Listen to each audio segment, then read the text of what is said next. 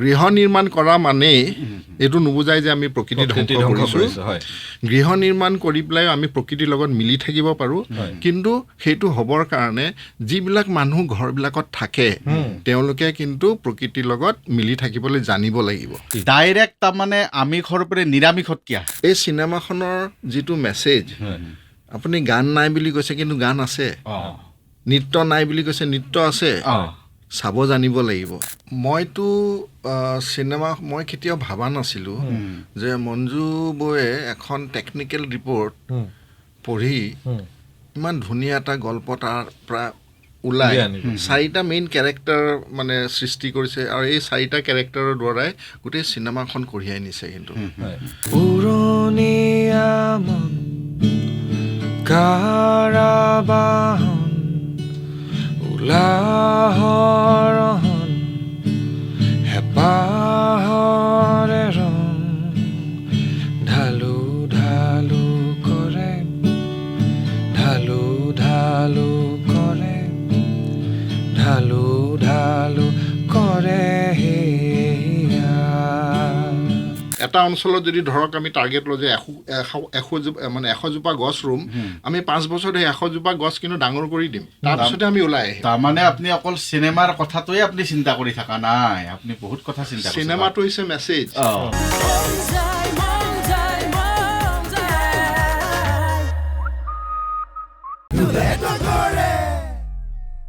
এয়া হৈছে উত্তৰ পূৰ্বাঞ্চলৰ সৰ্বপ্ৰথম এবেছ ৰেডিঅ' ষ্টেচন ৰেডিঅ' মন যায়। আছো ঢোল আৰু ডগৰ লৈ আহিছো, ঢোলে ডগৰে ঢোলৈ এই চুকুৰমা আহিছো আমাৰ। তাকে আজি বহু দিনৰ পিছত আলহী আহিছে।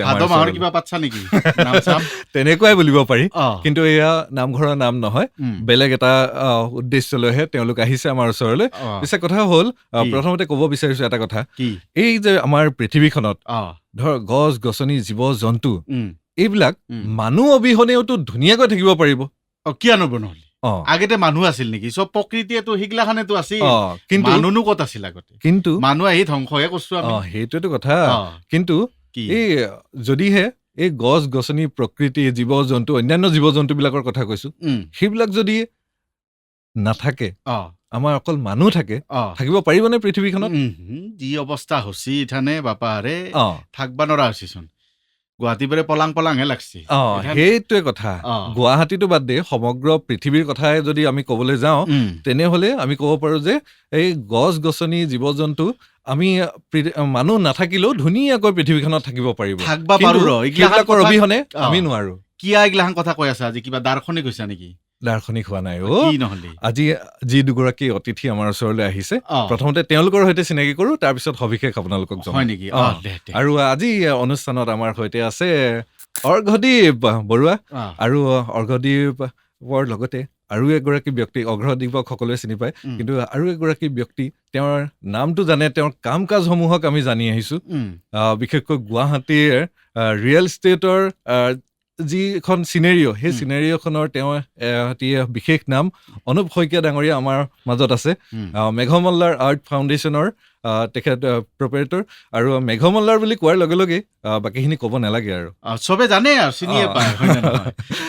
কথাটো হ'ল কি, কুৰ্মা চুৰমা আহিলি আগৰ দিনত আমাৰ কি কৰিছিল, মানুহ আহে, কুৰ্মা আহে, বহাই পানী চাহ দেই।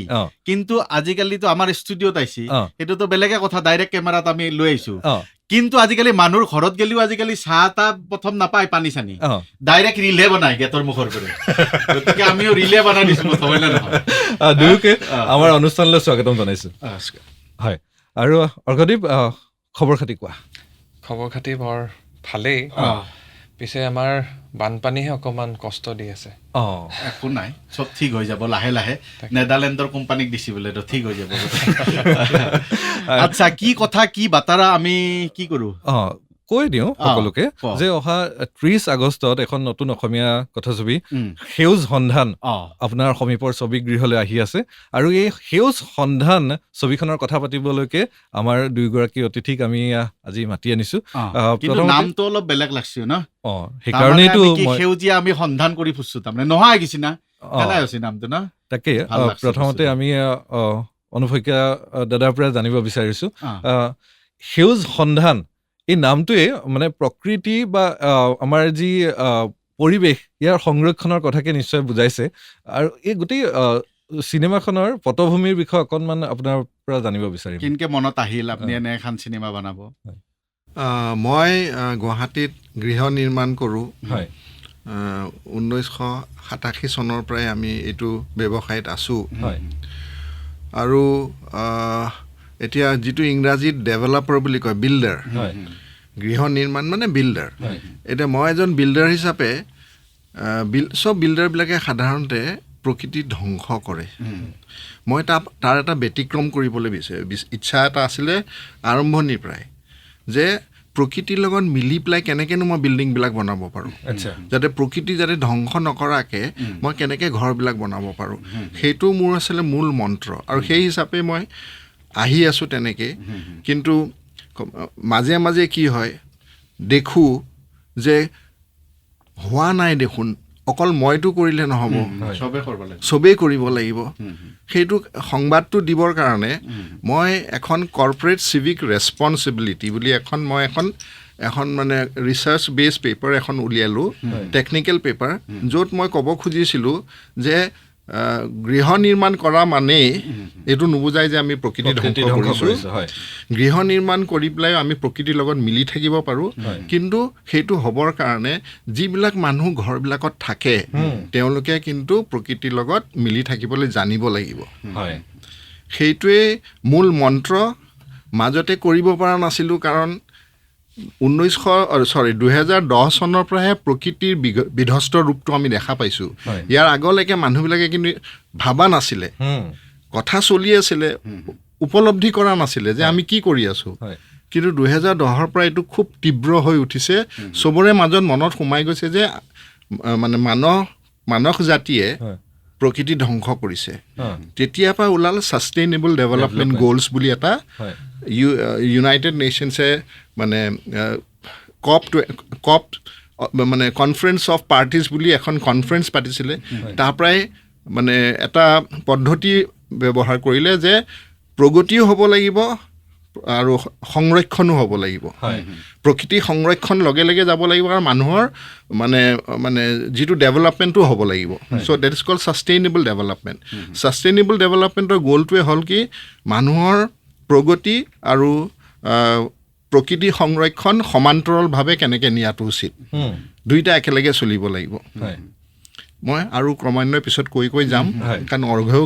অলপ কওক মই ক'লেই নহ'ব অৰ্ঘ্য হৈছে আমাৰ এই চিনেমাখনৰ মূল নায়ক তেখেতে এনেকুৱা এটা মেছেজ এটা দিব বিচাৰিছে যে প্ৰত্যেকজন ব্যৱসায়িক মানুহে বা প্ৰত্যেকখন ব্যৱসায়িক অনুষ্ঠানে নিজৰ দায়িত্বটো প্ৰকৃতিৰ প্ৰতি উদাহৰণস্বৰূপে দেখাব লাগিব আৰু তেওঁ দেখাইছিলে চিনেমাখনত কেনেকৈ দেখাইছিলে চিনেমাখন চালে গম চাব লাগিব আমি 30 তাৰিখে চবে যাব লাগিব হয়নে নহয় আৰু কথাটো হ'ল কি জানান নাই থৈ আমি দাউৰি যাম অসমীয়া চিনেমা চাম কিন্তু দাউৰি নেগেলি হ'ব বহুত ট্ৰেফিক জাম ৰাস্তাত বহুত গাঁতা চাটা আছে লাহে যাব এক্সিডেণ্ট নহওক নহ'লে চিনেমা হল যাতকে আপুনি হস্পিটালে পাব গতিকে লাহে যাওক চিনেমা হলত 30 তাৰিখে চিনেমাখন চাওক কি চাব সেউজ সন্ধান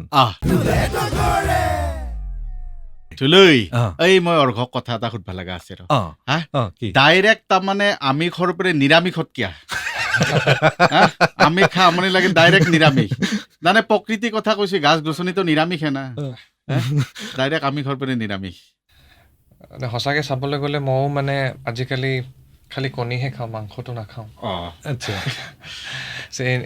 এনিৱে মানে মই নিৰামিষ বুজিয়ে এতিয়া মানে কেনে লাগছে চিনেমাখনত এক্টিং কৰি অলপ বেলেগ চিনেমা অলপ পৃথক মানে এপ্ৰ'চটোক লৈ মানে যিটো আপোনাৰ ফিল্ম মেকিং প্ৰচেছ যিটো আছিলে সেইটো ধৰক আমাৰ ভাস্কৰ দা আৰু আমাৰ যিটো মেটা নৰ্মেলৰ টীম আছিলে সেইটো বহুত পৃথক যেনেকৈ আমাৰ এতিয়া মঞ্জু জেঠাইহঁতে চিনেমাখনক লৈ চিন্তা কৰিছে বা আগবাঢ়িছে আৰু তেখেতৰ লগত কাম কৰা মোৰ আগতে এটা ইচ্ছা আছিলে তেখেতৰ বহুত কাম মই আগতে মানে চাইছোঁ আৰু মোৰ বৰ ভালো লাগিছিল আৰু এটা য়াং আৰু এটা মানে কি ক'ম এতিয়া তেওঁলোক যিহেতু ভেটেৰেনো হয় আমাৰ এই গোটেই ইণ্ডাষ্ট্ৰীৰ চ' তেখেতৰ লগতে খুব ধুনীয়া এটা সামঞ্জস্য আছে এই গোটেই টিমটোত আমাৰ উঠি অহা যিখিনি প্ৰজন্মৰ যেনেকুৱা পাৰ্থ দা যিজন আমাৰ চিনেমাটোগ্ৰাফাৰ হয় আমাৰ দেৱজিৎ দা যদিও আছিলে আমাৰ চাউণ্ডত তেওঁৰ লগত যিখিনি আৰু এছিষ্টেণ্ট আছিলে খুব য়াং টিম এটা চ' এটা খুব ধুনীয়া সামঞ্জস্য আপোনাৰ চ'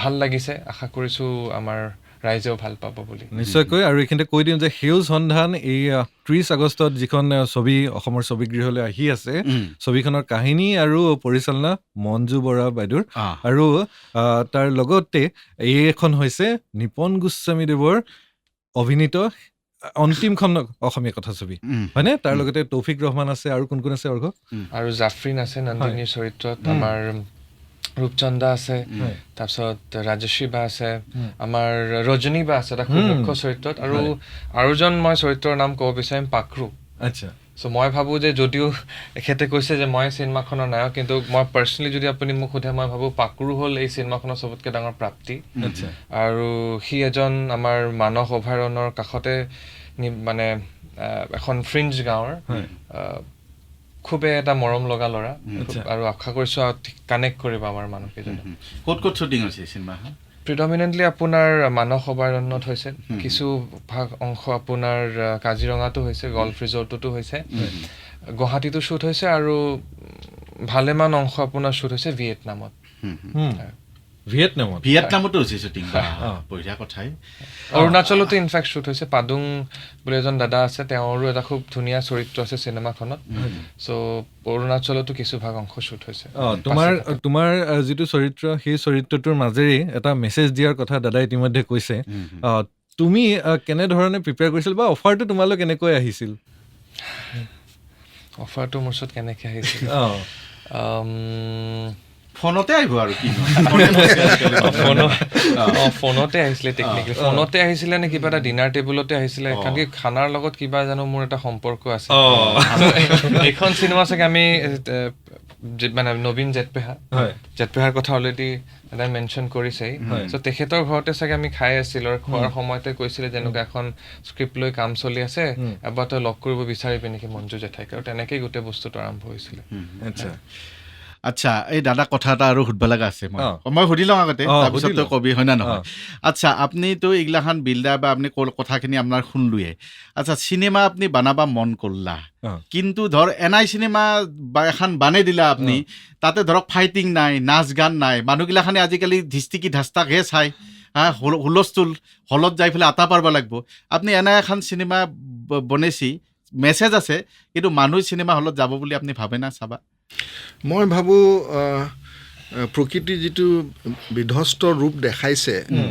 আৰু আমাৰ চিনেমাখনৰ যিটো নাম তাৰ মাজত এটা খুব ডাঙৰ এটা কোৰিলেশ্যন এটা আছে আৰু ধৰক আমি এতিয়া মানুহক অৱগত কৰাব বিচাৰোঁ যে আজি নহ'লে কালি আমি যদি সজাগেৰে কাম নকৰোঁ যদি প্ৰকৃতি সংৰক্ষণ নকৰোঁ আমি প্ৰজন্মৰ কাৰণে কিন্তু এখন পৃথিৱী থৈ যাব নোৱাৰিম সুস্থ পৃথিৱী এখন থৈ যাব নোৱাৰিম চ' দায়িত্ব হিচাপে আৰু এই চিনেমাখনৰ যিটো মেছেজ আপুনি গান নাই বুলি কৈছে কিন্তু গান আছে নৃত্য নাই বুলি কৈছে নৃত্য আছে চাব জানিব লাগিব চব ভিতৰত সোমাই আছে আৰু চিনেমাখনৰ গোটেই ইক'চিষ্টেমটো মঞ্জু বৌয়ে এনেকুৱাকৈ বনাইছে যে চিনেমাখন চালে আপুনি চাই থাকিব মন যাব কাৰণ ইয়াৰ টেকনিকেল পিকচাৰটো ইমান ধুনীয়া হৈছে এনেকুৱা মই ধুনীয়া চিনেমা মানে এইটো কি বুলি কয় টাৰ্মটো মইতো নাজানো কাৰণ মই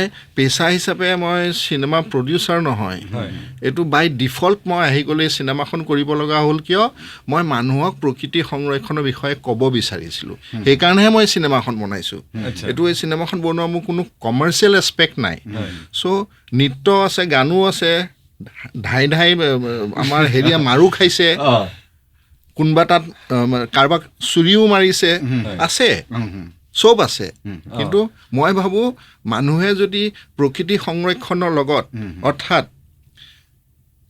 ফূৰ্তি তামচা কৰক ফূৰ্তি তামচা সদায় থাকিব কিন্তু দায়িত্বও ল'ব লাগিব প্ৰকৃতিৰ প্ৰতি দায়িত্ব কেনেকৈ ল'ব পাৰে সেইটো কোনো এজন ব্যক্তিৰ বা কোনো এটা অনুষ্ঠানৰ একচতীয়াকৈ কৰিব নোৱাৰে এইটোত সকলোৱে পাৰ্টিচিপেট কৰিব লাগিব মই চালো মানে ট্ৰেইলাৰটো চাই পেলাই তাৰমানে তোৰ কেনাই লাগব জানা নাই থুল এই লুম চুম থিয়া হৈ যাব তাৰমানে কিছুমান ইমান ধুনীয়া মিউজিক কৰিছে তৰালী শৰ্মাই গান হা তৰালী বা তাৰমানে চিনেমাখন চাই থাকলি যেন সেই জাগাটোত সোমাই যায় আছা তাতে নিজে আছা সেনাই ধৰণৰ ভাৱ হৈ যাব তাৰমানে আৰু নামটোৱে হৈছে সেউজ সন্ধান আৰু সেই আৰু প্ৰকৃতিক লৈ প্ৰকৃতি সংৰক্ষণ বা পৰিৱেশ সংৰক্ষণৰ সজাগতাক লৈ নিৰ্মিত ছবিখন প্ৰকৃতিয়ে আমাৰ ইমান ধুনীয়া গীত প্ৰকৃতি ইমান ধুনীয়া গোটেই গছে কথা কয় গছে নাচে হয়নে সেইবিলাক কথা আছে তাৰে মাজত আৰু কাহিনী বহুত আছে সেইগিলাখান কলিচোন মানুহ চিনেমা হলত নেগেলি হ'ব হয় না তাৰে মাজত বহুত পলিটিক্স আছে বহুত কিবা কিবি আছে হয় না নহয় সেইগিলাখান চাবাক লাগি আমি 30 তাৰিখে আমি হলত চাবা যাব লাগিব কিবা এটা যেতিয়া মানে এনে মেছেজ দিবলৈ যোৱা যায় বা কিবা এটা কাম কৰিব যোৱা যায় সুতৰ বিপৰীতে যোৱা যায় বাধা আহে আৰু সেই বাধা অতিক্ৰম কেনেধৰণে চিনেমাৰ নায়কে কৰিছে তাকে আমি চাবলৈ 30 আগষ্টত যাম ছবিগৃহলৈ হয়নে দে সেউজ সন্ধান অহা 30 আগষ্টত মুক্তি লাভ কৰিবলগীয়া এই অসমীয়া কথা ছবিখনৰ দুগৰাকী ব্যক্তি অৰ্ঘদীপ বৰুৱা ছবিখনৰ নায়ক তাৰ লগতে আছে ছবিখনৰ প্ৰযোজক অনুপ শইকীয়া দাদা কি কিবা সুধিম বুলি পেলাই সুধবা লাগিব বাপা হাৰে বাবা অৰ্ঘদীপটো মানে মাল্টি টেলেণ্টেড গানো গায় আমাৰ গীতা চিতা ৰাখি থোৱা আছে আমি গান গাবা দিম গতিকে কি কয় আমাৰ এই কিবা ঢেঁকী স্বৰ্গত গেলি কি কয় ধানে বান্ধব লাগে গতিকে আমি গান চান গাম কিন্তু তৰালী শৰ্মাৰ যিটো মিউজিক কিমান বঢ়িয়া এটা মিউজিক মানে অলপমান মই শুনলো মানে চিনেমাখনৰ হেৰিটোত কেনে লাগছে মিউজিকৰ মানুহ বুলি সুধছো আৰু কথাটো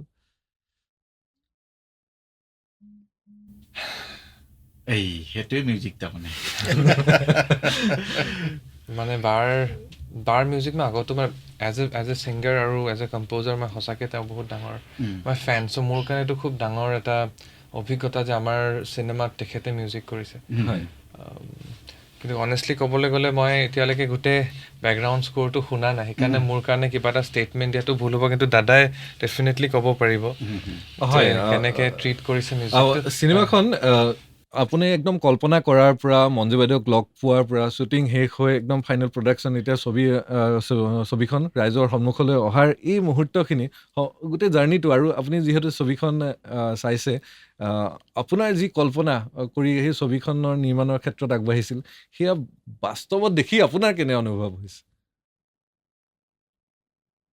মইতো চিনেমা মই কেতিয়াও ভাবা নাছিলোঁ যে মঞ্জু বৌয়ে এখন টেকনিকেল ৰিপৰ্ট পঢ়ি ইমান ধুনীয়া এটা গল্প তাৰ পৰা ওলাই 4টা মেইন কেৰেক্টাৰ মানে সৃষ্টি কৰিছে আৰু এই 4টা কেৰেক্টাৰৰ দ্বাৰাই গোটেই চিনেমাখন কঢ়িয়াই নিছে কিন্তু সামাজিক দায়িত্ববোধ অনুভৱ কৰিবৰ কাৰণে এই 4টা কেৰেক্টাৰক পৃথকভাৱে মানুহে বুজিব চেষ্টা কৰিব লাগিব আৰু প্ৰত্যেকজনে কিন্তু সেই মানে সেউজ সন্ধানৰ এটা প্ৰাইমেৰী কেৰেক্টাৰ মানে প্ৰকৃতিৰ বেলেগ বেলেগ বিধ্বস্ত ৰূপো দেখাব তাৰ কাৰণেও এজন মানুহ আছে প্ৰকৃতি সংৰক্ষণ কৰা মানুহো আছে সৰু সৰু ল'ৰা ছোৱালীবিলাকৰ বিভিন্ন ধৰণৰ প্ৰশ্নৰ উত্তৰ পাকৰুৱে সোধে আমাৰ নায়কে উত্তৰ দিয়ে ইমান ধুনীয়াকৈ বুজাই দিয়ে মই ভাবোঁ সৰু ল'ৰা ছোৱালীবিলাকে গ'লে তেওঁলোকৰ মনৰ মাজত যিবিলাক চিন্তা সেইবিলাক চিন্তা হয়তো বহুত মাক বাপেকে উত্তৰ দিব নোৱাৰে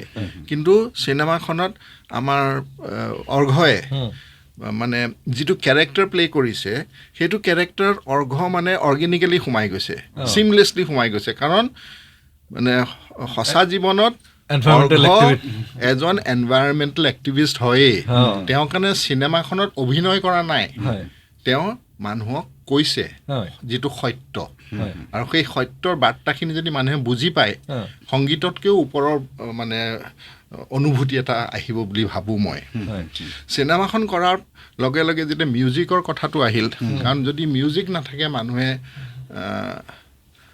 অলপ অসুবিধা পায় সেইকাৰণে তৰালী শৰ্মা আৰু তৰালী শৰ্মাৰ বিষয়টোতো চবেই জানে মঞ্জু বৰা আৰু তৰালী শৰ্মাৰ এটা জুটি বহুত এটা জুটি হয় ইয়াত মানে যেতিয়া মানে চিনেমাখনৰ যেতিয়া মিউজিক কম্পজিশ্যন কৰি আছিলে তেতিয়া মই ষ্টুডিঅ'ত দুদিনমান গৈছিলোঁ মই দেখা পাইছোঁ যে আচলতে আপোনাৰ নাম দুটা ঢোল ডগৰ গীটাৰ আছে, কিন্তু এই গীটাৰ বা ঢোল ডগৰৰ লগত প্ৰকৃতিৰ লগত কিহৰ সম্বন্ধ? সেই সম্বন্ধটো কেনেকৈ আনিব পাৰি? কিটো নোট দিব লাগে, কিটো টোন দিব লাগে, কিটো মানে আকাৰ দিব লাগে, সেইটোত মানে হেৰিয়ে তৰালীয়ে এজন বিশিষ্ট মানুহক মাতি আনিছিলে, মুখেৰে প্ৰথমতে শব্দবিলাক কৰাইছিলে, আৰু সেই শব্দটো আকৌ ইনষ্ট্ৰুমেণ্টত উঠাইছে। মানে মই চকুৰে দেখিছোঁ যে মানুহে মুখেৰে শব্দ এটা কৰে, একে শব্দটো ঢোলত উঠায় বা ইনষ্ট্ৰুমেণ্ট এটাত উঠায় বা হাৰমনিয়ামটোত উঠাই পেলাই মিউজিকটো চিনেমাখনৰ মানে যিটো ফ্ল' সেই ফ্ল'টোৰ লগত কেনেকৈ মাৰ্জ কৰি দিয়ে। বিৰাট কষ্টৰ কাম, কিন্তু চবেই কৰিব নোৱাৰে, সাংঘাতিক ধৈৰ্য লাগে। আৰু মই দেখি পেলাই মই ভাষা নাই মোৰ ক'বলৈ, মানে I was simply amazed. It was an experience which I will never forget. তাৰমানে অলপ বেলেগ ধৰণৰ এখন চিনেমা মানুহে এবাৰ চাব পাব। সদায় আমি গতানুগতিক অসমীয়া চিনেমা আমি বহুত চালোঁ, বহুত মানে আমি দেখিলোঁ, তাৰ মাজতে তাৰমানে আমি অলপ বেলেগ এখন আমি চিনেমা বেলেগ অনুভূতি এটা হ'ব। আৰু অসমত তেনেকুৱা চিনেমা বোধহয় হোৱা নাই নেকি? নাই, মোৰ মতেতো এইখনেই প্ৰথম। ক'ত মই এজন বিল্ডাৰে গৈ পেলাই কিবা এখন টেকনিকেল পেপাৰ লিখিছিলোঁ, টেকনিকেল পেপাৰখন গৈ পেলাই এটা মঞ্জু বৈ এখন ষ্টৰী কৰিলে, সেই ষ্টৰীটোত কম্প'জ কৰিবৰ কাৰণে মিউজিচিয়ান তৰালী নিচিনা ছোৱালী মানে মিউজিক ডাইৰেক্টৰ এগৰাকী আহিলে, মুখেৰে শব্দ কৰে, বেলেগক কৰাই, ইনষ্ট্ৰুমেণ্টৰ লগত মানে টিউন কৰাই, শব্দটো চিনেমাৰ লগত মিলাই। এইবিলাক মানে আচলতে হয়তো চিনেমাখন চালে মানুহে গমেই নাপাব যে এইটো মানুহে মুখেৰে কৰিছে নে ইনষ্ট্ৰুমেণ্টত কৰিছে। তাৰপিছত চিনেমাখনৰ আমাৰ চিনেমাখনৰ অৰ্ঘ্যও এটা গান গাইছে, পাডুং বুলি কেৰেক্টাৰ এজনৰ লগত, অৰুণাচলৰ আমাৰ হেৰি মানে লুইতৰ কিনাৰত এটা ধুনীয়া এটা পৰিৱেশত সি গানো এটা গাইছে। আমি গানটো শুনি আমি গাব লাগিব গানটো অলপ পিছত। তুমি চাগে আজি দুটামান নোট গাই দিবা, তেতিয়াহে মানুহে ভাব চিনেমাখনৰ লগত গান আছে, তাৰমানে তুমি গাই দিবা। আৰু চিনেমাখনৰ বিষয়ে যেতিয়া সুধিলে, কাৰণ ইমান কঠিন এটা বিষয় সাধাৰণ মানুহক কেনেকৈ বুজাব পাৰিব? এতিয়া আমাৰ কাৰণে ডাঙৰ চেলেঞ্জটো হ'ল কি, এই চিনেমাখন মানুহৰ আপোনালোকৰ মানে ছ'চিয়েল মিডিয়াৰ থ্ৰু দি মানুহৰ মুখে মুখে অলপ যদি ডিছকাশ্যন হয়, মানুহে হয়তো যদি চিনেমাখন যদি চাব যায়, মানুহে অনুভৱ কৰিব পাৰিব যে প্ৰকৃতিৰ দায়িত্ব অকল কোনো এজন ব্যক্তিৰ হ'ব নোৱাৰে, কোনো এটা অনুষ্ঠানৰ হ'ব নোৱাৰে, কোনো এখন দেশৰ হ'ব নোৱাৰে।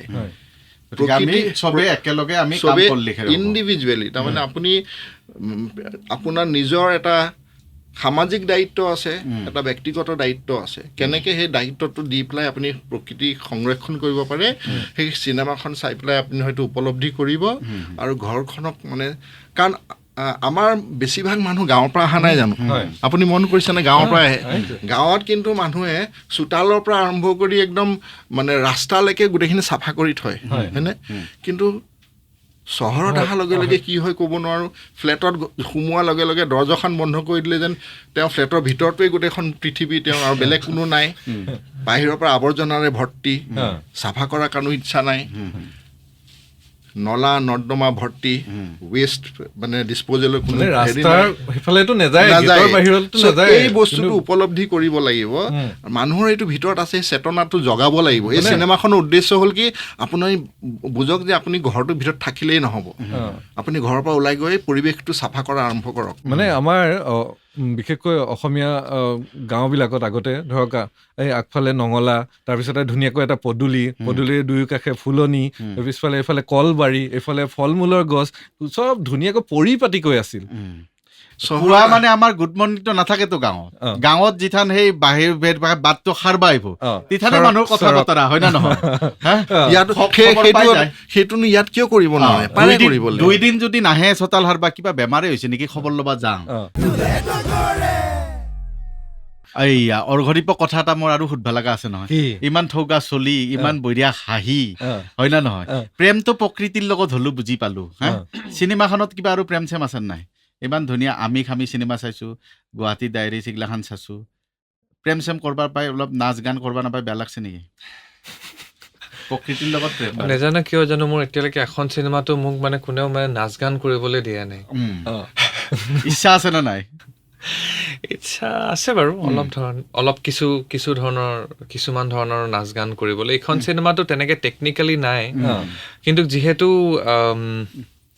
সি এজন প্ৰকৃতি প্ৰেমী, সি গান চানো গায়, তাৰ কিছু বন্ধু আছে যাৰ লগত সি গান কৰিছে, কাৰণ কি সি ফোক কালচাৰৰ লগতো খুব জড়িত। এই চিনেমাখনতো আপুনি সেই বস্তুটো দেখা পাব।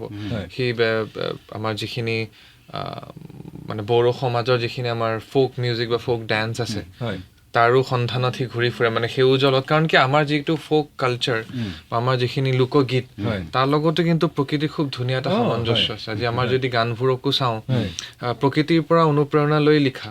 আমি যদি গোৱালপাৰীয়া লোকগীতকে লওঁ, আজি যদি হস্তিৰ কন্যাই যদি আপুনি কয়, এই চব গানতে মানে আমাৰ প্ৰকৃতিৰ এটা খুব ডাঙৰ মানে ছবি আমি দেখা পাওঁ। চ' তেনেকুৱা ধৰণৰ কিছুমান বস্তু আপুনি এইখন চিনেমাটো পাব। চিনেমাখনত পাম বাৰু আমি সেইটো। চিনেমাখনৰ হিৰো হৈ পেলাই মানে চব প্ৰকৃতি প্ৰেমতে হৈছে। সঁচা সঁচি প্ৰেম আছে নাই? সঁচা সঁচি প্ৰেম আছে। কেইটা কৈ দিব নোৱাৰি? কথা নাই, এইবিলাক আমাক ক'ব নালাগে, আমি গান শুনিম। অৰ্ঘদীপ বৰ বঢ়িয়া গান গায়। অৰ্ঘদীপ তাৰ খুব ধুনীয়া গান দুটা আছিলে। এবাৰ মই ৰেডিঅ'তে আগতে ইণ্টাৰভিউ লৈছিলোঁ, আলিবাট বুলি এটা গানৰ মানে গাইছিলে আমাৰ পৰিণীতাই গাইছিলে, আৰু এটা স্মৃতি ৰোড। এতিয়া কোনটো শুনাবা বা যি মন যায় তোমাৰ? আমাৰ বেণ্ড এটা আছে বটল ৰকেটছ ইণ্ডিয়া বুলি, আমাৰ ঢালু ঢালু বুলি এটি গান আছে। ইণ্টাৰেষ্টিংলি গানটোৰো ৰচনা হৈছিলে যেতিয়া মানসত কাম কৰি আছিলোঁ। চ' এটা কোইনচিডেণ্টলি মিলি গৈছে যিহেতু চিনেমাখনৰ লগতো, সেই গানটোকে অকণমান আওৰাই দিছে।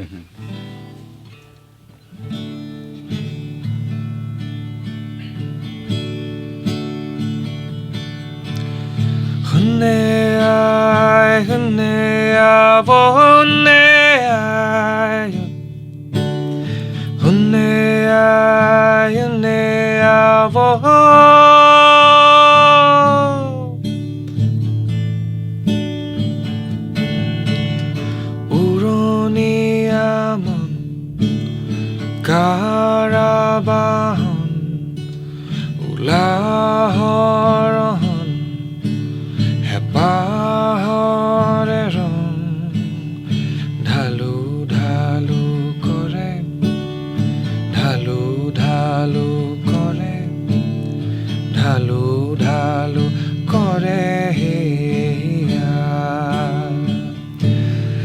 এছেৰেঙা পুৱাৰ দালি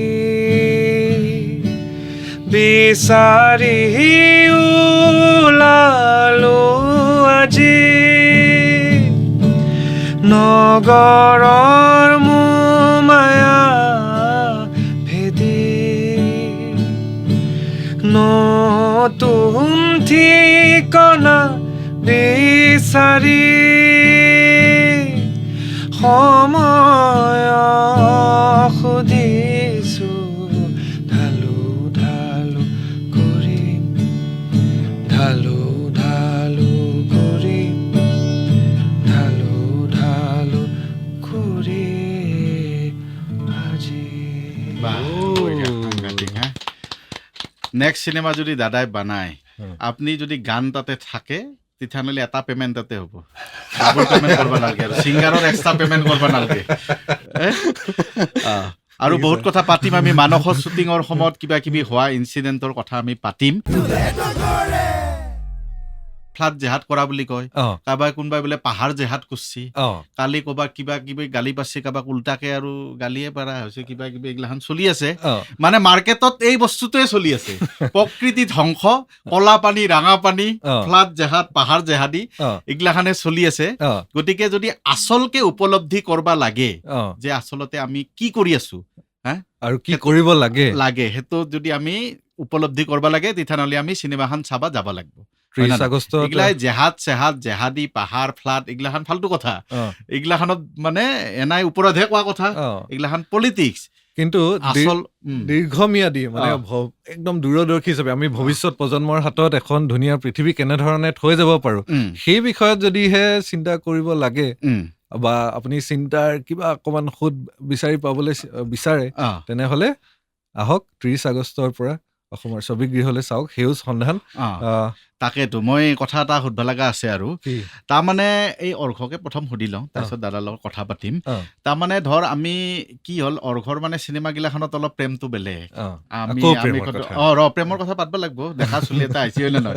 আমিষত কি হ'ল বয়সত চাই ডাঙৰ প্ৰেম, হা তাৰপিছত আৰু বেলেগ বেলেগ কিবা কিবি আছে। এইটো যাই পেলাই ডাইৰেক্ট প্ৰকৃতিৰ প্ৰেমত যে বিতৃষ্ণা আহি গ'ল নেকি? আপোনাৰ আল্টিমেটলি আমিষতো আল্টিমেট মই ভাবোঁ যে প্লেটনিক লাভৰ কথা কৈছিলে, অলপমান স্পিৰিচুৱেল প্ৰেম যিটো, আৰু প্ৰকৃতিৰ লগতো সেই তেনেধৰণৰ প্ৰেম। কাৰণ কি চাওক, প্ৰকৃতি আমাৰ নিজৰ মাজতো বসবাস কৰে। আমি যে কৈ আছোঁ যে আমি প্ৰকৃতি সংৰক্ষণ কৰিব লাগে, কিন্তু প্ৰকৃতি সংৰক্ষণৰ চবতকৈ প্ৰথম কামটো মই ভাবোঁ যে আমি নিজক যেতিয়া আমি জানিব চেষ্টা কৰিম, নিজক লৈ যেতিয়া সজাগ হ'ম, যেতিয়া আমি নিজক লৈ সজাগ হ'ম তেতিয়া আপুনি চাব আমি নিজে নিজে আমি উশাহ নিশাটোক লৈও সজাগ হ'ম। তেতিয়া আমি উশাহ নিশাহ ল'বলৈ আমাক কি লাগে? অক্সিজেন। চ' অক্সিজেন ক্লিন এয়াৰটো আমি কেতিয়া পাম? তেতিয়া আমাৰ প্ৰকৃতি থাকলি হ'ল। মানে পাহাৰৰ মাজত যদি আমি যাওঁ, আমাক মানে লগত গাৰ্লফ্ৰেণ্ড নালাগে নাকি? একলাই গেলি হ'ল। গাৰ্লফ্ৰেণ্ডৰ অনুভৱটো তাতে কৰিব পাৰি নেকি পাহাৰৰ মাজতে? মানে মই সি ল'ৰাটো এনে চিৰিয়াছ আৰু এনেকুৱা বস্তু দিলে মানে এতিয়া আপুনি এতিয়া বহুত ধৰণৰ কথা যে কম্পেনিয়নশ্বিপ, গাৰ্লফ্ৰেণ্ড বুলি কোৱা নাই, নাৰী সংগী আৰু নাৰী সংগী। আজিকালি যিহেতু আমাৰ প্ৰেমৰ ডেফিনেশ্যনো সলনি হৈছে, এতিয়া আমি ধৰক আমি বাইনাৰীৰ বাহিৰত গুচি গৈছোঁ। আমি সেই আমি ধৰক এতিয়া প্ৰেমটো খালি ল'ৰা ছোৱালীৰ মাজতে নহয়, আমি there can be love between a men, two men, তো তেনেকুৱা ধৰণৰ বস্তু হ'ব পাৰিছে। তেনেকুৱা ধৰণৰ এখন সমাজত মই ভাবোঁ যে আমি খালি সেই বাইনাৰিজৰ মাজতে মানে আবদ্ধ হৈ থাকিব নালাগে। আৰু চেল্ফ লাভো এটা খুব ইম্পৰ্টেণ্ট, চেল্ফ কেয়াৰ বুলি আজিকালি যিটো কথা, আগতেও সেইটো কথা আছিলে। তো প্ৰকৃতিৰ মাজতো মই ভাবোঁ এটা খুব ধুনীয়া, আই মিন এতিয়া মই আৰু লোনলিনেছ আৰু বিং এলোনৰ মাজত আজি সেইবোৰ কথালৈ কথা নাপাতো বাৰু, কিন্তু নিজৰ মাজতো চলিটিউড পোৱাটো এটা খুব ডাঙৰ প্ৰেক্টিচ বুলি মই ভাবোঁ, যিটো আমি আজিকালিৰ সমাজে, আজিকালিৰ এই ফাষ্ট ড্ৰিভেন জীৱনটোত আমি পাহৰি গৈছোঁ।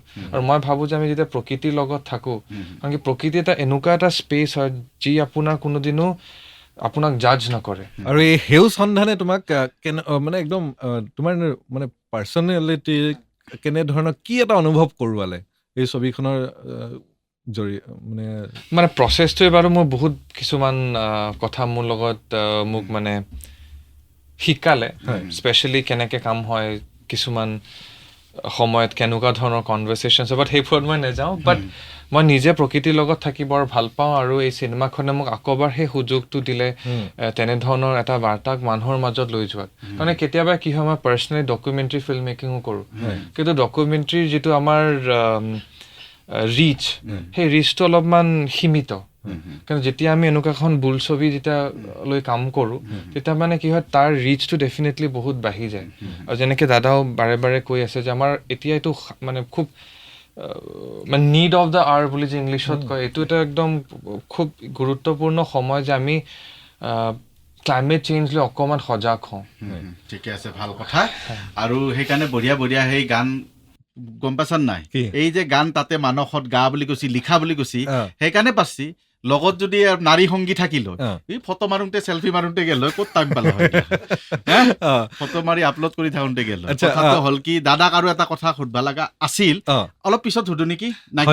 কথাটো হ'ল কি, মঞ্জু বৰাৰ আমি বহুত চিনেমা চালোঁ। মঞ্জু বৰাৰ ডাইৰেকশ্যন যে গল্পৰ পৰা চিনেমা বনাইছি, কিতাপৰ পৰা কিবা উপন্যাসৰ পৰা চিনেমা বনাইছি, কিন্তু এটা মানুহৰ চিন্তা আৰু এটা ৰিপৰ্টৰ পৰা চিনেমা বনাইছি, এইটো কম সাংঘাতিক কথা না?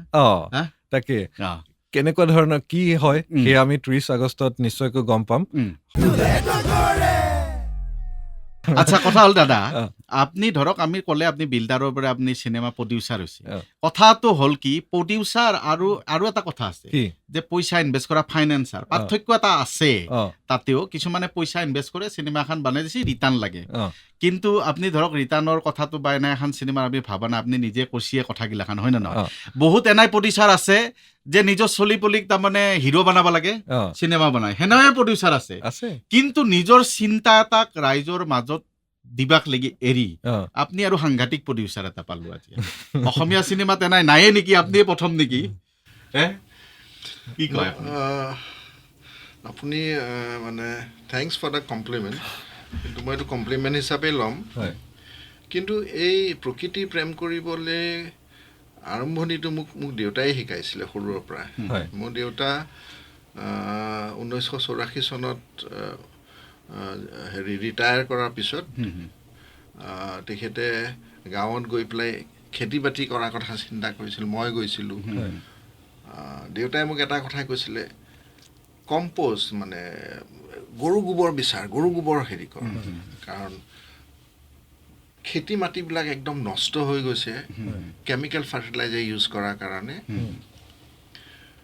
আৰু সেই কেমিকেল ফাৰ্টিলাইজাৰ ইউজ কৰাৰ পিছত যেতিয়া মাটিৰ যেতিয়া চৰিত্ৰটোৱে সলনি হৈ যায়, য'ত যিবিলাক অৰ্গেনিজমছ আছে, যিবিলাকে প্ৰকৃতিৰ লগত মিলি থাকে, সেইবিলাকৰ চবলৈ সমাপ্ত হৈ যায়। তাৰ ফলৰ পৰা যিটো ফল ওলায় সেইটো মানুহৰ কাৰণেও বেয়া, চবৰ কাৰণে বেয়া। কিন্তু আমি যে ঘৰত যে শাক পাচলিবিলাক আনো, পাকঘৰৰ পৰা যিবিলাক বস্তু বায়'ডিগ্ৰেডেবল বস্তু ওলায়, সেইবিলাকৰ পৰা কম্প'জ কৰি যদি আমি যদি খেতি পথাৰত দিওঁ, বা আমাৰ যিবিলাক গছ গছনি আছে, অৰ্গেনিক প্লাণ্টছ আছে, সেইবিলাক যদি ব্যৱহাৰ কৰি পেলাই পচলা বনাই পেলাই যদি আমি অৰ্গেনিক খেতি কৰোঁ, তেতিয়া চবৰ কাৰণে, প্ৰকৃতিৰ কাৰণে ভাল, মানুহৰ কাৰণেও ভাল। এইবিলাক বস্তু দেউতাই মোক কৈ থাকে। সৰুতে ইমান বুজি নাপাওঁ, কিন্তু যেতিয়া প্ৰকৃতিৰ এই ৰূপটো দেখিলোঁ, আৰু যেতিয়াও মই দেখিছোঁ যে ময়ো দেখোন এটা এনেকুৱা এটা ব্যৱসায়ত সোমালোঁ, যিটো ব্যৱসায় দেখোন প্ৰকৃতিৰ বিৰুদ্ধে কাম কৰে। কাৰণ প্ৰকৃতিৰ লগত কোনেও কম্পিটিশ্যন চলাব নোৱাৰে। প্ৰকৃতিৰ লগত এতিয়া হিউমেন ডেভেলপমেণ্ট প্ৰকৃতিৰ লগত কম্পিটিশ্যন চলাইছে। সেইকাৰণে প্ৰকৃতিয়ে মানুহক দেখাই দিছে যে কোন আচল ওপৰত। আল্টিমেটলি আজিকালি সেইকাৰণে মাহেকটো শেষ নহয়, কিবা এটা ঘটনা ঘটেই ঘটনা প্ৰকৃতি দেখাই আছে। ধৰি আমি ইয়াতে গুৱাহাটীত কি হৈছোঁ, আমি নাও চলাব লগা হৈছে, চব গোটেইখন ভেনিছে হৈ গৈছে। এতিয়া JCBত উঠি আমি ঘূৰিব লগা হৈছে। একচুৱেলি কলেজত চলি কি কৰিব, যদিও আমি তাৰমানে মানুহ ভাবছি আমি বিৰাট চিৰিয়াছ কথা পাতি আছোঁ, কিন্তু চিনেমাখন চাওঁতে আপুনি মানে ভাবিব মানে কিবা মূৰত ডাঙৰ বজা এটা লৈ পেলাই ওলাই আহিব নালাগে, হয় না নহয়? চিনেমাখন এটা কাহিনী আছেতো, বঢ়িয়া সুন্দৰ কাহিনী। এনে ধৰণৰ চিনেমা ধৰক আমি ইণ্ডিয়ান চিনেমা আছে বহুত, অসমত মানে ধৰক মানে সাধাৰণতে এনেকুৱা ধৰণৰ টপিক যেতিয়া লোৱা হয়, মানে কি হয়, ডকুমেণ্টাৰী কৰি পেলাই বা ফিচাৰ ফিল্ম যদিও আছে, একদম আঙুলিৰ মূৰত লিখিব মানে তাৰ মাজত এটা কাহিনী আছে। আমি কাহিনীটো ক'ব খোজা নাই, তেতিয়াহ'লে মানুহে গম পাব। কাহিনী আছে, ছাছপেন্স আছে, চব আছে, হয় না নাই? নাই কি অৰ্ঘৰ ইমান ধুনীয়া হাঁহিটো আছে চিনেমাখনত, ইমান ধুনীয়া থৌগা চলি এটা ওলাই থাকিব, চাবা, হয় না নহয়? এই ছবিখনৰ শ্বুটিঙৰ সময়ত কিবা যদি মেমৰেবল ইনচিডেণ্ট, মানে ভিয়েটনামতো গৈছিলে, খানাটো কেনে হৈছে শ্বুটিঙৰ? খানাটো কিন্তু আমাৰ খুব ভাল। সেইটোক লৈ মানে মঞ্জু জেঠা আগৰ পৰাই খুব পাৰ্টিকুলাৰ। অৰ্গেনিক খানা খুৱাইছিলে।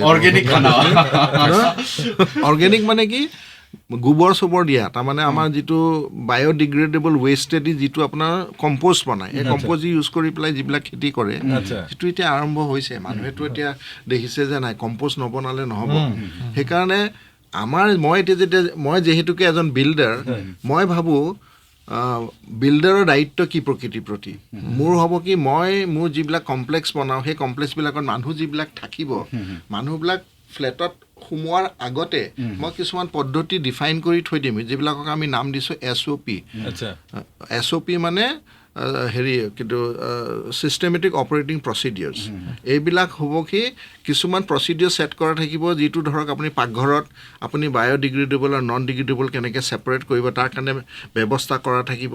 সেইবিলাক নি পেলাই কেনেকৈ কম্প'জ বনাব, যিবিলাক প্লাষ্টিক আছে সেইবিলাক ৰিচাইকেল, কিটচেন গাৰ্ডেনিং, সেইবিলাক আনি পেলাই কি কৰিব, আমাৰ আৰু এটা পদ্ধতি আনিছোঁ কি, মাইক্ৰ' ক্ৰপিং। তাৰমানে আমাৰ ফ্লেটবিলাকত টেৰেছত আৰু বেলকনিত আমি মানুহক প্ৰশিক্ষণ দিম যে নিজৰ যিটো দৈনিক আহাৰ কিছু পৰিমাণে যাতে তাতেই গজাব পাৰে। আৰু এইটো বস্তু আমি প্ৰত্যেকটো প্ৰজেক্টত হেণ্ড অভাৰ কৰাৰ 5 বছৰলৈকে আমি চাই দিম। 5 বছৰ আমি প্ৰশিক্ষণ দিম মানুহখিনিক, আৰু 5 বছৰৰ পিছত আমি ক'ম যে এতিয়া আপোনালোকে নিজে চলাওক, আৰু ওচৰে পাছৰে গোটেই অঞ্চলখিনি যাতে আপোনালোকে এইটোতেই আবদ্ধ কৰিব পাৰে। সেইটোৱে আমাৰ সেইটো কাৰণে আমি এতিয়া গ্ৰীণ একাউণ্ট বুলি এটা একাউণ্ট খুলিম প্ৰত্যেকটো প্ৰজেক্টত। তাত আমাৰ লাভৰ এটা অংশ আমি দি দিম, সেইখিনি আমি ব্যৱহাৰ কৰিম। মানুহৰ পৰাতো আমি পইচা নলওঁ। 5 বছৰলৈকে 5 বছৰলৈকে আমি যদি তাত এটা অঞ্চলত যদি ধৰক আমি টাৰ্গেট লওঁ যে 100 জোপা গছ ৰুম, আমি 5 বছৰত সেই 100 জোপা গছ কিন্তু ডাঙৰ কৰি দিম, তাৰপিছতে আমি ওলাই আহিম। তাৰমানে আপুনি অকল চিনেমাৰ কথাটোৱে আপুনি চিন্তা কৰি থকা নাই, আপুনি বহুত কথা চিন্তা কৰিছে। চিনেমাটো হৈছে মেছেজ। এইবিলাক মই মানুহক ক'ব খুজিছোঁ যে এনেকেও প্ৰকৃতি সংৰক্ষণত আপোনালোকেও ইনভলভ হৈ যাওক। কিন্তু ঘৰে ঘৰে মানুহে সেইটো বস্তু, যিহেতুকে মই ঘৰ বনাওঁ, সেইকাৰণে মই ঘৰত আৰম্ভ কৰিম। আৰু আজি আমাৰ যি মানে উঠি অহা প্ৰজন্ম, সেইসকলকো বিশেষভাৱে সজাগ কৰিব লাগিব। আৰু ঘৰখনে যিহেতু এইবিলাক চিন্তা চৰ্চা কৰা বা এইবিলাক ক্ষেত্ৰত আগবঢ়াই দিয়াৰ প্ৰথম ঠাই, সেই সকলোৱে হাত উজান দিলে নিশ্চয়কৈ হ'ব। আৰু এটা হৈছে, মই এইখিনিতে কৈ দিওঁ, আমি এতিয়া যিটো নতুন প্ৰজেক্ট কৰি আছোঁ, তাত 10জন ডেকা ল'ৰা ওলাই আহিছে, দাদা আমি আপোনাৰ লগত আছোঁ, আমি ইয়াত ফ্লেটো ল'ম আৰু প্ৰকৃতি সংৰক্ষণত আমি এই আপোনাৰ কামত আমি সহায় কৰিম। চ' আমাক তেনেকুৱা ধৰণৰ মানুহ লাগে। চবেই যে দিব সেইটো মই নকওঁ, কিন্তু কিছু সংখ্যকটো ওলাব, ক'ৰবাৰ পৰাতো আৰম্ভ হ'ব। আৰু আমাক দেখি পেলাই যদি বেলেগে যদি এইটো লয়, খুব ভাল পাওঁ। চবেই আহক, চব বিল্ডাৰে কৰক, চব মানে ইণ্ডাষ্ট্ৰিয়েল হাউচবিলাকে কৰক, বিজনেছ এণ্টাৰপ্ৰাইজবিলাকে কৰক। বোলে আমিও বোলে আমাৰ অফিচটো য'ত আছে সেইখিনি অঞ্চলৰ এইখিনি আমি বাৰু নিজে সুৰক্ষিত কৰি ৰাখোঁচোন, গাৰ্বেজ ফ্ৰী কৰি দিওঁ, গ্ৰীনাৰীটো আনো, চবেই কৰিব পাৰিব নহয়, কিয় কৰিব নোৱাৰিব? চিনেমা চাবা যা মানুহখিনিৰ কাৰণে কিবা আছে নেকি আমাৰ স্পেচিয়েল? বোলে আপুনি মানে কিবা অৰ্গেনিক খানা খুৱাব কিবা গেলি চিনেমা হলত? চিনেমা হলত বোলে পপকৰ্ণ নাই, কল্ড ড্ৰিংকছ নাই, কিবা বেলেগ কিবা আছে? ভাল ছাজেশ্যন কিন্তু কৰিব পাৰে, এটা পুৰা এক্সপিৰিয়েঞ্চ। কিবা ক'ব লৈছিলে? মই ক'ব লৈছোঁ মানে নহয়, মই বীজটো দি দিম যে আপোনালোকে ঘৰত গৈ পেলাই চিন্তা কৰক যে মই কেনেকৈ অৰ্গেনিক খোৱা বস্তু মই ব্যৱহাৰ কৰিব পাৰোঁ, কেনেকৈ মই অৰ্গেনিক মানে কাল্টিভেশ্যনৰ কাৰণে মই এটা অংশ মানে মই তাৰ এটা পাৰ্টিচিপেট কৰিব পাৰোঁ, সেইবিলাকৰ বীজটো দি দিম। তেতিয়া অকল আপুনি চিনেমাখন চাওঁতে খালেই নহ'ব, ঘৰতো খাব লাগিব। ঠিকে আছে, বঢ়িয়া কথা। নহয় বেলেগ কথা একো নহয়, বোলে চিনেমাখনৰ লগত টিকটৰ লগত 1 পোৱা গোবৰ ফ্ৰী, কেনে লাগিব? কথাটো বোলে আমি ভাবি গোবৰ দিছি চিনেমা চাব যাওঁতে, কি দিছি গোবৰহে পাইলো, কিন্তু কথাটো হ'ল কি গুৱাহাটীত পাবাৰ নাই, মানুহ কিনি আনে। আজিকালি দেখোন মানে অনলাইন প্লেটফৰ্মতো গোবৰ কিনিব, অনলাইনতো পাই গোবৰ কিনবা। কঁঠালৰ গুটি বিকবা লাগছি তাতে অনলাইনত, কেনাই দিন আহিছি। এইয়া চিনেমাখনত আৰু আমি কথাটো পাতি আছো, অৰ্ঘ আছে আৰু কিবা কিবি কেৰেক্টাৰৰ কথা ক'লে, আৰু কাই কাই আছে। আমি নিপান গোস্বামী লাষ্ট চিনেমা আমি গম পালো, তৌফিক ৰহমানকো দেখছো অলপ ট্ৰেইলাৰটোত। তন্ময়দাও আছে, আমাৰ প্ৰাঞ্জল ছাৰৰ প্ৰাঞ্জল শইকীয়াৰ ল'ৰা। আচ্ছা, হাতী ছাতিও দেখছো চিনেমাখনত, অলপ বেলেগ যিখিনি মাহুতক দেখুওৱা হৈছে তেওঁলোকে আপোনাৰ প্ৰকৃত অৰ্থত মাহুতে। আচ্ছা, এই শ্বুটিঙৰ সময়ত কিবা এটা ইনচিডেণ্ট হৈছিল নেকি? কিবা জংঘলৰ মাজত কৰা শ্বুটিঙৰ কথাটো কিবা হৈছিল নেকি? শ্বুটিঙৰ মাজত আপি থাকলি ভিয়েটনামত কিছুমান ধুনীয়া সময় আমি কটাইছোঁ। ভিয়েটনামত আৰু মানসত যিহেতু মই খুব ভাল পাওঁ, পাখৰু আমাৰ যিজন চাইল্ড আৰ্টিষ্ট আছে, তেখেতৰ লগতো খুব এটা ধুনীয়া সম্পৰ্ক আমাৰ গঢ় লৈছিলে। তাৰ মাজতো কিছুমান হিন্দীত যে নোক ঝোক বুলি যে কয়, সেইবোৰতো বাৰু হ'বই। চ' তেনেকুৱা ধৰণৰ কিছুমান বস্তু চাগে হৈছিলে, বাট সেইটো এটা শিক্ষা হ'ল যে মানে সেই বস্তুবোৰৰ পৰা আমি কেনেকৈ আগবাঢ়ি চিনেমাৰ মানে হকে আমি কেনেকৈ কাম কৰি যাব পাৰোঁ, সেইটো এটা মানে শিক্ষা। আচ্ছা, দাদাৰ পৰা জানিব বিচাৰিছোঁ, এই আপুনি প্ৰকৃতি সংৰক্ষণ বা গোটেই পৰিৱেশ ধুনীয়া কৰি ৰখাৰ ক্ষেত্ৰত আপোনাৰ যি যাত্ৰা আৰম্ভ কৰিছে, এয়া চিনেমাখন এক মাধ্যম হিচাপে ল'ব লৈছে, আৰু কেনেকুৱা ধৰণৰ কি আপোনাৰ পৰিকল্পনা আছে ক'ব পাৰিব নেকি? আমি ভৱিষ্যতলৈ ভাবিছোঁ, আমি এই বছৰৰ মে' মাহৰ 22 তাৰিখে আমি এটা খুব ডাঙৰ অনুষ্ঠান এটা পাতিছিলোঁ, য'ত আমি অসমৰ 15টা প্ৰকৃতি সংৰক্ষণৰ মানে এক্টিভিষ্ট গ্ৰুপক আমি সেউজ সন্ধান এৱাৰ্ড এটা দিছিলোঁ। আৰু সেই যাদৱ পায়েঙৰ পৰা আৰম্ভ কৰি এই পূৰ্ণিমা বৰ্মন, মিডৱে জাৰ্ণি, তেনেকৈ আমি 15টা অনুষ্ঠানক আনি পেলাই সন্মান এটা দিলোঁ। এই 15টা অনুষ্ঠানক যে দিলোঁ, তাৰ দিয়াৰ এটা উদ্দেশ্য এটা আছিলে। তাৰমানে আমি ভৱিষ্যতলৈ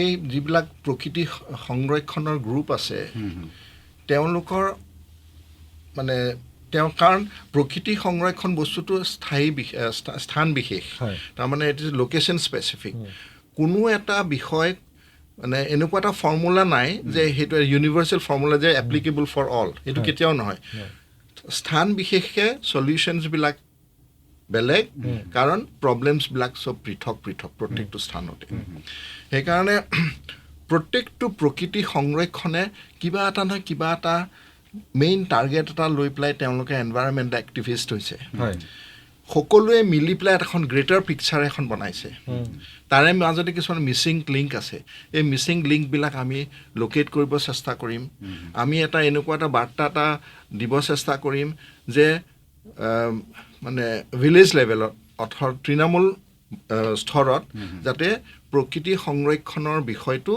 তালৈকে যায় আৰু মানুহে যাতে সেই মানুহবিলাকেও যে সজাগ হয় যিটো আমি চাৰ্কুলাৰ ইকনমি বুলি কওঁ চাৰ্কুলাৰ ইকনমি কি বস্তু তাৰমানে প্ৰত্যেকটো স্থানত তেওঁলোকৰ যিবিলাক বস্তু প্ৰডিউচ কৰে সেই প্ৰডিউচবিলাক কেনেকৈ কনজিউম কৰিব আৰু কেনেকৈ ডিছপ'জ কৰিব সেইটো এটা চাইকেল হয় আৰু এইটো স্থান বিশেষকৈ বেলেগ এতিয়া কিছুমান জেগাত হয়তো আপোনাৰ গছ কটা দৰকাৰ আছে কিন্তু সেই গছ কটা মানে নুবুজায় যে আপুনি প্ৰকৃতি ধ্বংস কৰিছে ক'ৰবাত আপুনি গছ তাতোতকৈ বেছি ৰুইছে খালি চাব লাগে যে যিটো কাৰ্বন ছিকুৱেষ্ট্ৰেশ্যন বুলি কয় তাৰমানে গ্ৰীনেৰীয়ে কি কৰে গছে অক্সিজেন প্ৰডিউচ কৰে কাৰ্বন ডাই অক্সাইড ৰিডিউচ কৰি মাটিত ঠেলি দিয়ে সেই গ্ৰীণ কাভাৰেজটো যাতে সদায় ইনক্ৰিজিং হেৰিত থাকে ডিক্ৰিজিং ট্ৰেণ্ডত নাযায় চ' গছ কাটক কিন্তু এনচিঅ' কৰিব যাতে আমাৰ গ্ৰীনেৰীটো বাঢ়ি গৈ আছে চ' স্থান বিশেষকৈ হয়তো গছ কাটিব লগা হ'ব পাৰে বেলেগ জেগাত গছ ৰুৱক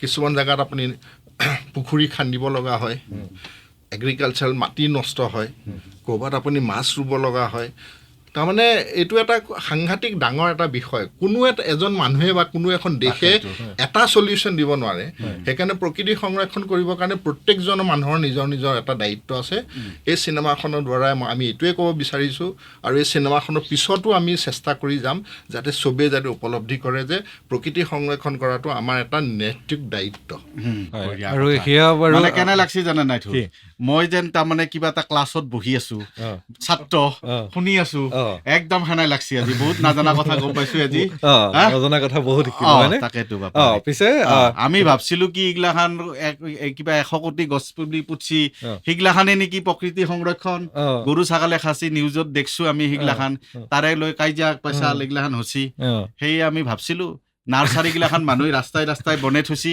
সেয়ে আমি প্ৰকৃতি সংৰক্ষণ বুলি ভাবছিলো কথাগিলাখান চব বহুত বেলেগ আৰু যদি অকনমান বেলেগ ধৰণৰ অনুভৱ পাব বিচাৰিছে তেনেহলে 30 আগষ্টত আহিব মানে 30 আগষ্টত নহলেও হ'ব বাৰু 30 আগষ্টৰ পৰা অসমৰ ছবিগৃহত আহিব সেউজ সন্ধান চাব আৰু দাদা মঞ্জু বৰাৰ মানে ডাইৰেকশ্যন তৰালী শৰ্মা মিউজিক আছে আৰু বঢ়িয়া চব আছে হয় নহয় নিপন গোস্বামীৰ লাষ্টৰ এখন ফিল্ম চিনেমা আৰু দাদা শেষত আমাৰ যিসকল শ্ৰোতা দৰ্শকে চাই আছে শুনি আছে তেওঁলোকলৈ বুলি আপোনাৰ তৰফৰ পৰা কিবা ক'ব বিচাৰিব মই এটাই বাৰ্তা দিম যে ব্যৱসায়িক অনুষ্ঠান বহুত আছে চৰকাৰী চাকৰিও বহুতে কৰে চবৰে নিজৰ এটা ৰোল থাকে নহয় জানো মই এটা ব্যৱসায়িক অনুষ্ঠান এটা চলাওঁ চ' মই ব্যৱসায়িক অনুষ্ঠান হিচাপে মই কি কৰিব পাৰোঁ মই এইটো আশা কৰিব নোৱাৰোঁ যে চৰকাৰে চব কৰিব নোৱাৰে কাৰণ মই ব্যৱসায়িক অনুষ্ঠান হিচাপে মোৰ এটা দায়িত্ব এটা আছে আৰু অনুপ শইকীয়া হিচাপে মোৰ এটা ব্যক্তিগত বেলেগকৈ দায়িত্ব এটা আছে মোৰ অনুষ্ঠানটোৰ এটা দায়িত্ব আছে ব্যক্তিগত মোৰ দায়িত্ব আছে এই দুটা যাতে মই পেৰেলেলি চলাব পাৰোঁ সেইটো মই সদায় চেষ্টা কৰি যাম আৰু মোৰ এইটোৱে অনুৰোধ যে বিশেষকৈ ব্যৱসায়িক অনুষ্ঠানবিলাকে তেওঁলোকৰ য'ত তেওঁলোকৰ মানে প্ৰজেক্টবিলাক চলে বা কামবিলাক কৰে সেই অঞ্চলটো এটা লোকেলিটি এডপ্ট কৰিব লাগে য'ত তেওঁলোকে গ্ৰীণ কাভাৰেজটো বঢ়াব পাৰে আৰু সেইখিনিৰ পৰা যাতে আৱৰ্জনাবিলাক ৰিমুভ কৰা এটা নিজৰ ব্যৱস্থা এটা দায়িত্ব এটা লয় অকল মিউনিচিপালিটিৰ ওপৰতে এৰি দিলে নহ'ব আমিও কিবা এটা কৰিব লাগিব নহয় সেইকাৰণে মই কি কৈ আছিলোঁ জানান নাই মানে কি হৈছে দাদা এতিয়া ক'ব লাগে মানে ফাইনেন্সাৰ আৰু প্ৰডিউচাৰ চিনেমাখন কিয়া কৰছি তাৰমানে মনত কিবা এটা আশা আছে কিবা এটা হাপা আছে কাৰণে কৰছি সেই ধৰি মানুহ কোৱা নাই যে আপোনালোকে চিনেমাখন চাবা যাব ফাইনেন্সাৰ হ'লে সেনেকে ক'লা চিনেমাখন চাব পইচা কেইটাৰ কথা আছে না ৰিটাৰ্ণ হ'ব লাগিব এইটো দাদাই প্ৰকৃতিৰ কথাহে কৈ আছে এই কেছটো বেলেগ গম পাইছে নাই আচ্ছা আমি অৰ্ঘৰ গান শুনি পেলাই আমি বিদায় লওঁ আৰু না কি আৰু অৰ্ঘৰ পৰাও শেষত আমাৰ শ্ৰোতা দৰ্শকলৈ কিবা এটা ক'ব বিচাৰিব নিশ্চয়কৈ ছবিখনৰ সংক্ৰান্তত দাদাই কথাখিনি ক'লে আৰু মোৰ মানে এই কথাটোৱে মোক খুব সঁচাকৈ মোৰ বৰ ভাল লাগে যে এজন আপুনি বিল্ডাৰ হৈ যে এনেকৈ আগবাঢ়ি আহিছে উই নিড মোৰ ছ'চিয়েল এণ্টাৰপ্ৰিনাৰ্ছ লাইক হিম মানে আমাৰ এই গোটেই খালি ভাৰতবৰ্ষতে নহয় পৃথিৱীতে কত ডিক্সনাৰীত লিখা নাছিল যে বিল্ডাৰে চিনেমা বনাব নোৱাৰে তো সঁচাকৈ মোৰ কাৰণে এটা খুব অনাৰৰ কথা এইটো আৰু মই আৰু এটা কথাটো বিশ্বাস কৰোঁ যে আমি প্ৰকৃতি সংৰক্ষণ আমি বহুতকেইটা কাৰণ দিলোঁ কিয় প্ৰকৃতি সংৰক্ষণ কৰিব লাগে আৰু এটা মই খুব কিয়া চিনেমাখন চাব যাব লাগে মানুহে দাদাই ক'লে কথাখিনি আমি কেতিয়াবা আমি কি হয় আমাৰ নিজৰ এই দৈনন্দিন গতানুগতিক জীৱনত আমি কিছু বস্তু আমি মানে পাহৰি যাওঁ বা আমি চকু নিদিওঁ তাৰ ভিতৰত এটা খুব গুৰুত্বপূৰ্ণ অংশ হ'ল আমাৰ প্ৰকৃতিখন বা আমি যিখন সমাজত আমি জীয়াই থাকোঁ সেই সমাজখনক অকণমান ভাল কৰাৰ বা মই প্ৰিচিঙত বিলিভ নকৰোঁ যে আমি যেতিয়া কিবা এটা বস্তু প্ৰিচ কৰিবলৈ যাওঁ সেই বস্তুটো মানুহক কোনোদিনো কানেক্ট নকৰে চ' উপলব্ধিৰেহে আমি শিকোঁ এক্সপিৰিয়েঞ্চিয়েল লাৰ্ণিঙৰ পৰা চ' তেনেধৰণৰ যদি এটা ভিতৰৰ পৰা আহিব হয় হয় হয় চ' সেই বস্তুটোক এক্সপিৰিয়েঞ্চ কৰা এটা সুযোগ পাব পাৰে বা এটলিষ্ট কিছু ৰাস্তাত চাব পাৰে চিনেমাখনৰ পৰা আৰু এটা কথা মই এইটো বিশ্বাস কৰোঁ যিটোৰ পাছত মই গানটো গাম যে মানে আমাৰ আমি যে আৰ্ট বুলি কওঁ মানে ইয়াতে যে আহি চালোঁ ভিনাইলছ আপোনালোকে বৰ ধুনীয়াকৈ সজাই থৈছে তাৰপিছত কেইজনমান মোৰ খুব প্ৰিয় আৰ্টিষ্টো হয় তাৰ ভিতৰত এজন হ'ল জয়ন্ত হাজৰিকা চ' মই এটা বস্তু খুব ষ্ট্ৰংলি বিশ্বাস কৰোঁ যে আমাৰ যদি প্ৰকৃতিখন নাথাকে তেন্তে কিন্তু সেই আমাৰ আৰ্টতো কিন্তু তাৰ প্ৰভাৱ পৰিব আজি কবিতা কাৰণ কি আপুনি আজি যদি চাওঁ চিনেমাখনত বঢ়িয়া বঢ়িয়া কবিতা দি প্ৰমোচন কৰা আছে সেইটোৱে সেই কবিতাখিনি লিখিবলৈতো আপোনাৰ ওচৰত বস্তুটো উপলব্ধি কৰাৰ কাৰণে সুযোগ এটা আপুনি পাব লাগিব তাৰ যদি আমাৰ যদি গছ নাথাকে আমাৰ যদি পাহাৰ নাথাকে আমাৰ যদি নদীবোৰ যদি নাথাকে তেন্তে আপুনি কালি প্ৰেমত আপুনি 4 বটল ভোটকাৰ কথাই লিখিব হয় ন that's how you will express your love কাৰণ কি আমাৰ জীৱনটো অলৰেডি কিউব হৈয়ে গৈছে হয় ন যদিও আপুনি কিউবছ বনায় কিন্তু আপুনি এটলিষ্ট মাইণ্ডফুল কিউব বনাবলৈ চেষ্টা কৰি আছে চ' আমি সেই কিউববোৰৰ পৰা কেনেকৈ ওলাই আহিব পাৰোঁ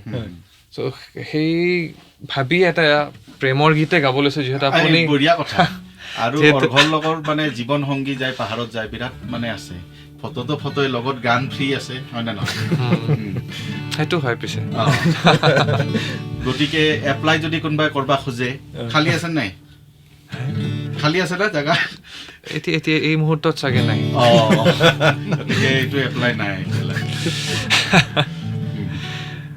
বাট গান শুনিবলৈ আহিব পাৰে এনি টাইম